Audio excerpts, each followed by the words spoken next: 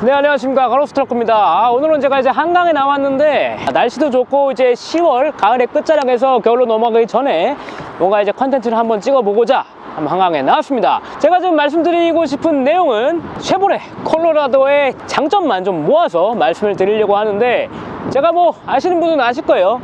제가 쉐보레 바도 아니고 쉐슬람 이런 것도 절대 아닙니다. 저는 쉐보레 콜로라도 이 차량이 아니었으면은 쉐보레 차량을 구매를 평생 안 했을 수도 있고, 지금까지도 한 번도 해본 적이 없는 콜로라도가 첫 번째 쉐보레 차량으로 구매를 했던 차량임을 또 미리 다시 한번 말씀드리고요. 지금 여기 보시면은 제가 예전에는 이제 단점만 모아놓은 컨텐츠를 찍은 적이 있습니다. 장단점이 분명히 존재하는 차량이기 때문에 뭐 제가 장점만을 주구장창 늘어놓는 사람이 아니라는 것을 미리 말씀드리고 싶고요. 장단점, 그 중에서도 오늘은 장점만을 한번 말씀드려 보도록 하겠습니다. 첫 번째 장점으로 꼽을 수 있는 것은 뭐 뭐니 해도 픽업 트럭이기 때문에 트렁크 적재 용량 및 실용성이라고 말씀을 드릴 수가 있겠네요. 사실 이제 화물차를 운영하시는 분들이 팔레트 있잖아요. 팔레트가 들어가는지 안 들어가는지 그 부분이 굉장히 중요하다고 해요. 가로 세로 1100mm짜리 팔레트를 기준으로 이 차량은 사실 이제 봉고나 포터처럼 그런 팔레트가 들어가는지는 모르겠어요. 저도 아직 뭐 넣어보질 않았기 때문에. 근데 제 생각에는 아무래도 이 자동차 뒷바퀴 팬더 부분이 볼록 튀어나오기 때문에 팔레트가 들어가진 않을 것 같다는 생각이긴 한데, 어쨌든 일반 개인용 차량 중에서는 그래도 최고의 적재 능력을 보여주지 않나 라는 생각이 듭니다. 그리고 또 하나, 이건 제 개인 경험담인데, 이 차량은 이제 그 당근마켓 거래를 하기에도 굉장히 좋습니다.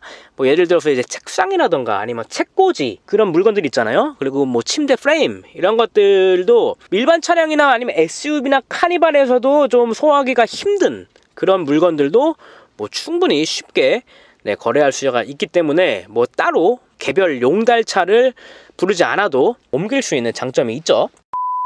네, 또 다른 장점 중에 하나는 가솔린 엔진의 부드러운 주행 질감을 들 수 있을 것 같아요. 이 차량은 이제 6기통 3649cc의 어떻게 보면 그래도 고배기량 가솔린 차량이거든요. 그렇기 때문에 이 주행 질감이 굉장히 부드럽습니다. 이 생긴 거는 트럭이라서 좀 갤길거리고 덜덜거릴 것 같은 느낌이 있지만, 자연흡기 방식의 고배기량 가솔린 엔진이기 때문에 와, 이건 진짜 보기보다 굉장히 부드럽습니다. 그래서 저는 이제 이전 차량이 렉스턴 스포츠 칸이었고 디젤 세단 차량을 또 운영을 하고 있잖아요. 그래서 이제 디젤 차량을 타다가 다시 가솔린으로 넘어왔더니 앞으로 다시는 또 디젤 차량으로 넘어가는 것은 좀 어렵지 않을까, 그런 생각이 들 정도입니다. 물론 이제 장단점이 존재를 하죠. 휘발유의 유류비가 디젤보다는 지금 비싸기 때문에 유류비에 대한 그런 부담 이런 것들이 있을 수도 있지만, 저처럼 운행거리가 1년에 뭐 10,000km 이하, 예를 들어서 뭐 7,000이나 8,000km 정도로 크게 많지가 않다면 괜찮은 선택지가 되지 않을까라는 생각도 합니다. 또 다른 장점 중에 하나는 배기음을 드리고 싶어요. 사실 이거는 운영하기 전까지는 저도 전혀 예상치 못했던 부분인데, 이게 트럭이긴 하지만 이제 6기통 가솔린 엔진답게 배기음이 나쁘지 않아요. 굉장히 좋습니다. 물론 이제 8기통 이상의 더 고배기량 차량에 비해서는 뭐 별로겠지만, 그래도 요즘 많이 사용되고 있는 4기통 터보 엔진 차량에서는 그 느낄 수 없는 그런 여유로운 배기음이 트럭답지 않게 나오고 있고요. 이게 바로 자연흡기 엔진의 특유의 느낌이지 않을까, 그런 생각이 듭니다.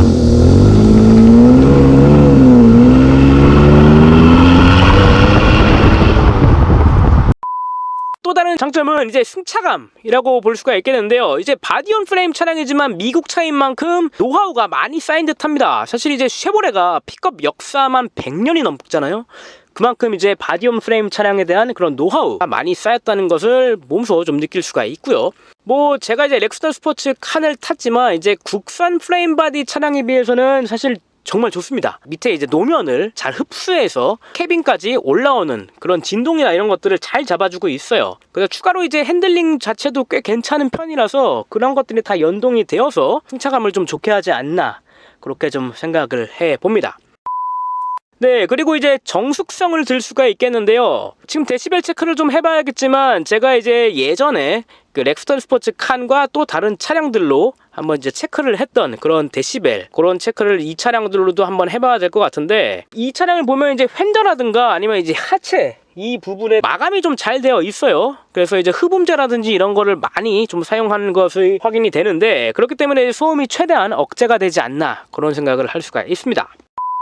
그리고 이제 또 다른 장점으로는 자동차세를 좀 꼽지 않을 수가 없겠네요. 이 차량이 이제 화물차로 분류가 되기 때문에 배기량에 관계없이 1년에 28,500원이라는 자동차세가 나오고 있고요. 뭐 이마저도 이제 연초에 연납 신청을 하면 10%가 또 할인이 되기 때문에 한 25,000원대로 1년 자동차세가 해결이 됩니다. 물론 이제 화물차기 때문에 좌측 차로로는 주행이 안 되고요. 그런 단점도 물론 존재하지만 뭐 이번 컨텐츠는 장점만 모아서 보여드리는 컨텐츠이기 때문에 따로 또 언급하지는 않겠습니다.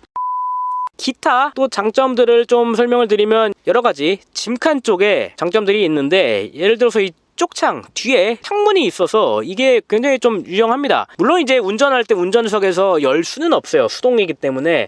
그렇지만 이제 뒷자리에 사람이 탔을 때는 열고 닫기가 쉽기 때문에 공기를 순환하면서 환기를 시킨다던가 여러 가지 실용성 면에서도 굉장히 유용하게 사용을 할 수가 있고요. 그 다음에 이제 뭐 적재함 조명, 이런 것들은 이제 야간이나 아니면 좀 어두운 곳, 지하주차장 같은 데서 짐칸에서 물건을 찾는다던가 했을 때 조명을 켜면 밝게 작업들을 좀 할 수 있다는 장점이 있고요. 그 다음에 또 적재함에 오르락내리락 할 수 있는 그 발판들이나 아니면 손잡이, 이런 것들은 이제 픽업 트럭을 오랜 시간 만들고 연구하면서 쌓아온 그런 제작 노하우인 것 같습니다. 이렇게 깰 장점들이 픽업 트럭을 좀 불편함 없이 사용자가 잘 사용할 수 있도록 그렇게 좀 도와주는 것 같습니다.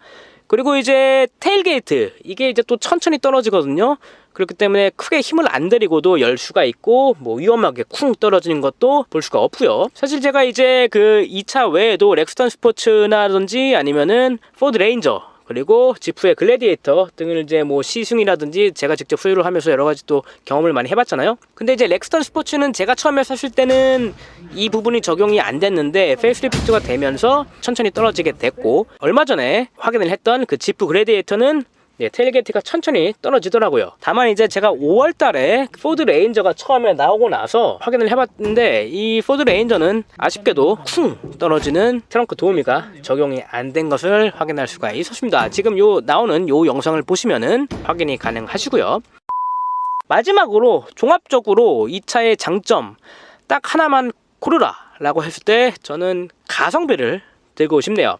사실 이 차량, 이 가격에 이런 차를 탈 수 있다는 거, 이 차를 4,500만원 주고 구매를 했거든요. 윗등급이었고 가장 기본 등급은 이제 3,800만원대에서부터 시작을 해서 한 4,000만원 초반대면은 웬만한 그런 등급 차량으로 구매를 하실 수가 있는데, 사실 뭐 겹치는 차량들은 소렌토나 산타페, 그리고 카니발, 세단으로 보시면은 이제 뭐 그랜저라든지 아니면 소나타 뭐 풀옵션 정도가 될 수가 있을 것 같은데, 물론 이제 뭐 성격이 굉장히 다른 차량들이고 장단점이 있는 차량들이라 활용 목적, 어떻게 활용하느냐에 따라서 뭐 차의 구매 그런 것들이 좀 달라질 것 같은데, 어쨌든 이런 가격에 이런 차를 구매할 수 있다는 것은 괜찮지 않나 그런 생각이 듭니다. 네, 그럼 여기까지 쉐보레 콜로라도의 장점 컨텐츠를 한번 만들어 봤고요. 저는 그럼 다음번에 또 다른 재밌는 픽업 트럭 그리고 콜로라도에 대한 영상을 가지고 돌아오겠습니다. 이상 가로수터였습니다. 감사합니다.